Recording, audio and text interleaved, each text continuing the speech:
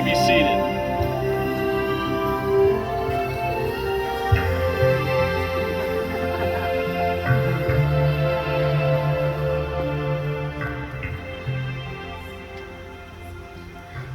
Welcome, everyone. Thank you for making the trip to Cape Cod for this special day. I hope your travels went smoothly and you've had a chance to enjoy the beautiful weather. Tonight, we are celebrating the marriage of Evan and Michaela, facilitated by two distinguished, jolly gentlemen. I'm Maximilian, not single, and Michaela's brother. And me, Brianna Million, or Brian for short, Evan's brother from another mother, but we do share the same father.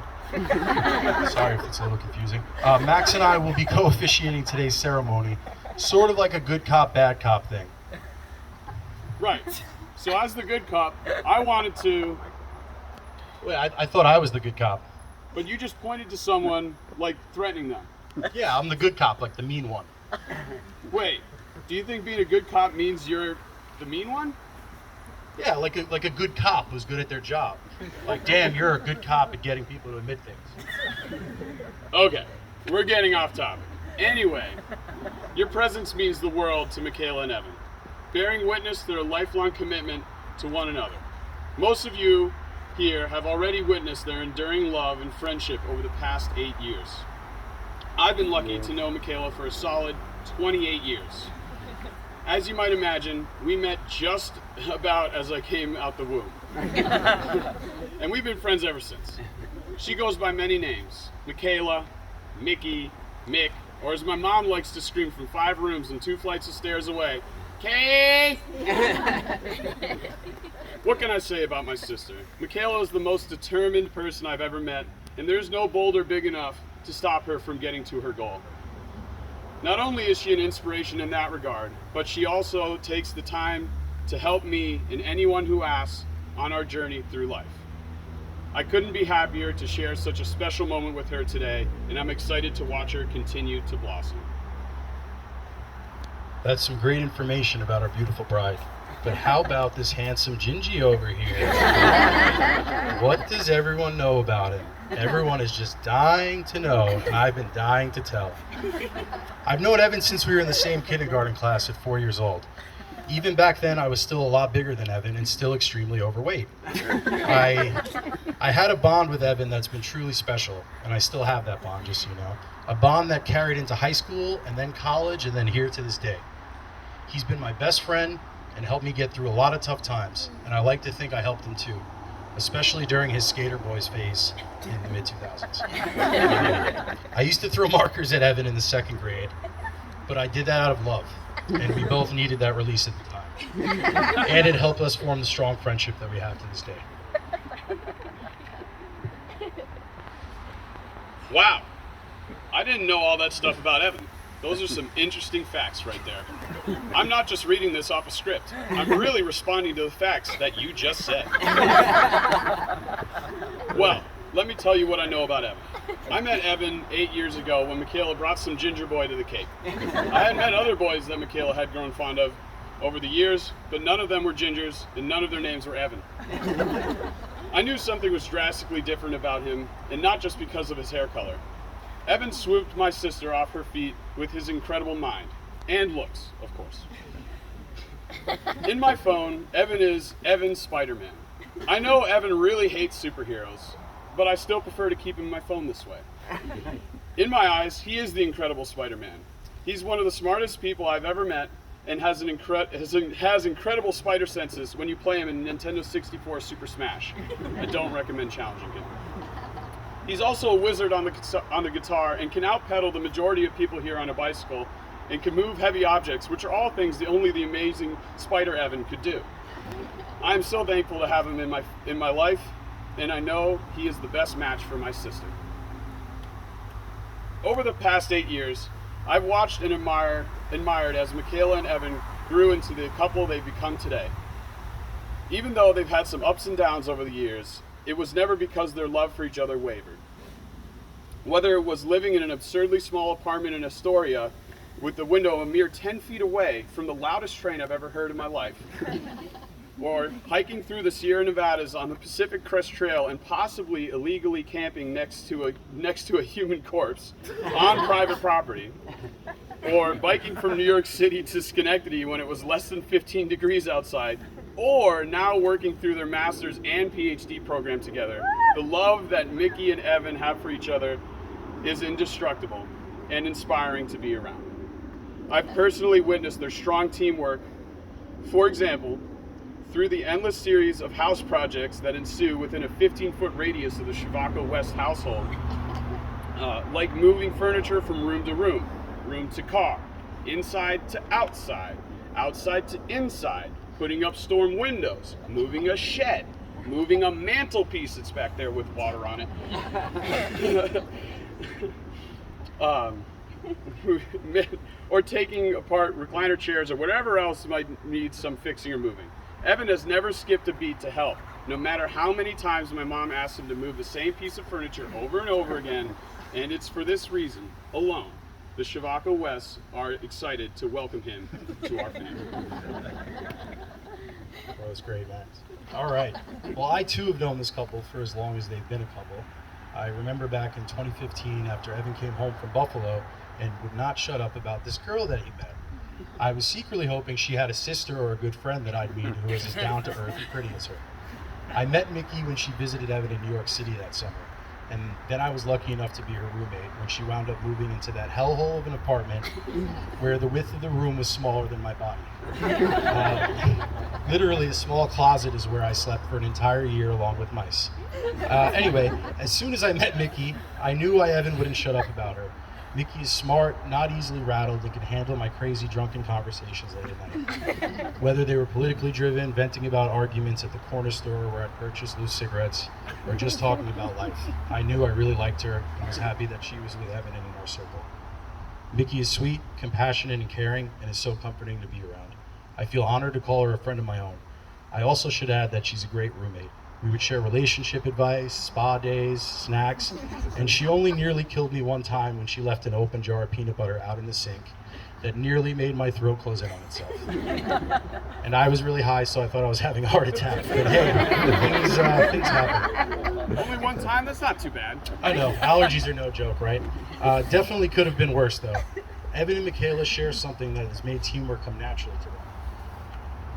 They are both super smart, driven, genuine, and trustworthy, so it's easy to talk about anything with them, and I'm truly happy that this day is upon us. I'm looking forward to many more years of friendship with these two loving, compassionate people. And I know I speak for everyone when I say that I'm so excited to see where the next step in your journey together takes you. Well, I think this is a lovely transition to some wise words about marriage. Don't kill each other. That is definitely the main rule, yes. But we've also asked the two matriarchs of the families, Catherine and Karen, for some sage wisdom regarding marriage. Catherine says, never go to bed angry. Remember the qualities you love in your partner. Be grateful. The smallest gestures are often the best. Let go of how you thought it would be and live in the moment and enjoy what you have. Marriage is not 50-50. It's 110, 110. And from my beautiful aunt, Jan, for the gals, what's mine is mine, and what's yours is also mine. And when the kids act badly, it's your genes. And finally, back to words from my mother. Remember, you can't judge and love someone at the same time. Choose love. Those are very wise words. Wise words indeed. On the other hand, Karen gave me some great advice too. She says that the first thing to know is that as time goes by, the grass is not always greener. The second thing is that the most important thing in any relationship is trust. Never betray it. To know that there is that one person who always has your back no matter what. That's what it's all about. With all that said and done, it's now time for Evan and Michaela to exchange their vows and rings to show their love and commitment to one another. Evan will also be breaking the glass, which is a tradition at Jewish weddings and has many meanings. Some of them are religious, but for anyone's wedding, it reminds us that even during times of happiness, bad things can happen. There will always be times of joy and sorrow, but when the bad times come, You're going to stomp out the bad times with as much vigor as you stomp on this glass.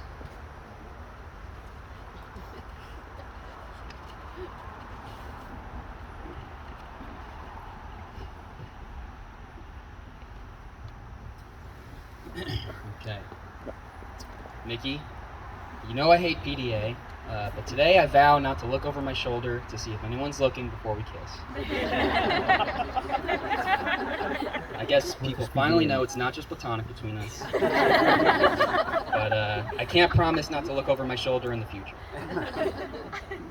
But I do vow to care for you to the best of my bodily ability and to love you with all of my heart. I vow that it will always look like my tail is wagging when you walk into a room. I vow to always tell you that you don't look chubby because you're not, and instead to insult your intelligence and tell you that you only think that because you're a hot blonde bimbo.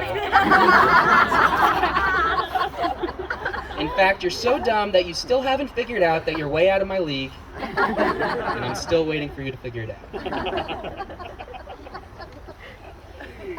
You're so incredibly thoughtful, and you're always thinking of me. When you go to any store, you always pick something up for me. You're always thinking about if I'm hungry, and then if I need feeding, and then you feed me, and other little things like that. And I know it sounds like a joke, but you don't even have to ask. You anticipate my needs and take care of them. And I just don't always do that for you. And so I promise that I'll try to be a better partner in that way, because I want to care for you in the way that you care for me. And I probably won't always do it, but I promise that at least every once in a while, I'll remember and make a conscious effort to do something nice for you. I also promise that I'll make a conscious effort to leave events early when you want to leave, and to plan time for us to spend together, and to squeeze your back until it cracks whenever you want, and to pick a kombucha every time we go to the store. And finally, I vow to be a supportive, caring husband, your best friend, and your partner for life.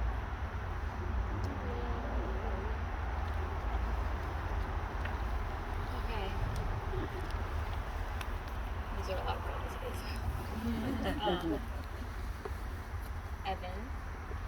Evan, I promise to always be honest with you, which we both know I'm usually honest to a fault, and not great at lying.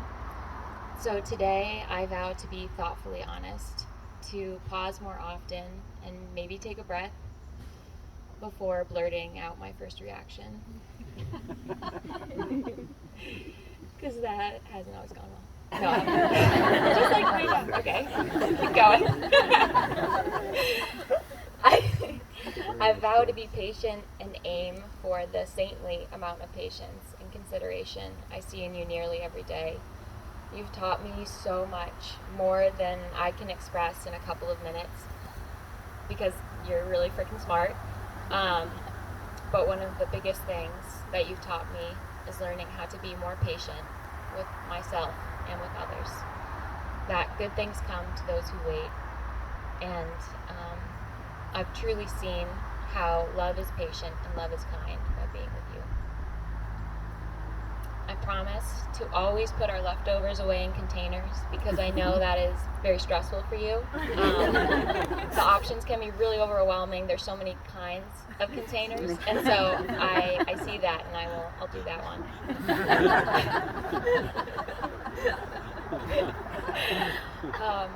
I vow to support you as you follow your passion, to learn about the world around us, how it works, and how to make it better. Your drive to understand what is going on outside of ourselves is one of the reasons I fell in love with you, and I'll always hold that close to my heart, no matter the challenges it may bring. I promise to bring you back down to earth during any political tangents you might go off on, and when life feels nerve-wracking or frustrating, to be there. I promise to wake you up when you're having a nightmare, despite how much it makes me feel like I'm in a horror movie because of how you clack your teeth together in a really unsettling way, as if you were possessed by one of the ghosts on the third floor. I wouldn't, that's a hard job. And I vow to cherish and nurture the world we've built together, the one I always want to come back to, because it feels more peaceful and beautiful and fun. And I'm just excited about our future because we're sharing it.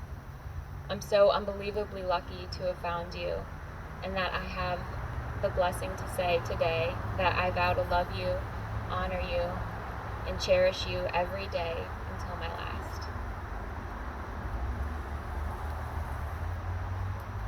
Should we clap?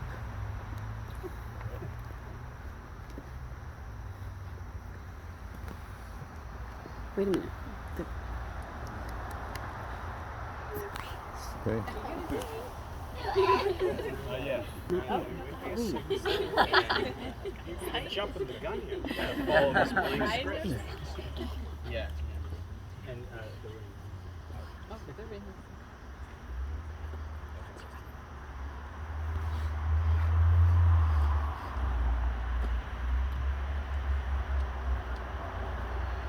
To you, Evan,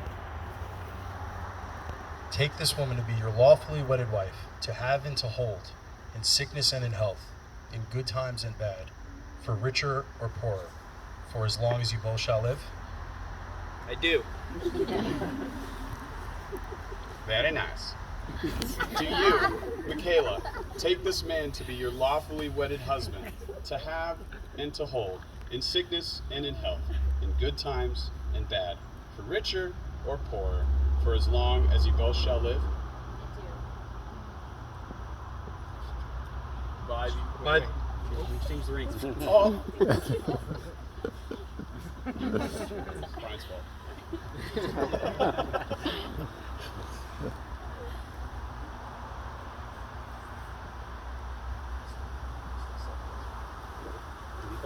By the authority vested in me by the Governor of Massachusetts, I now pronounce you husband and wife. You may kiss the bride.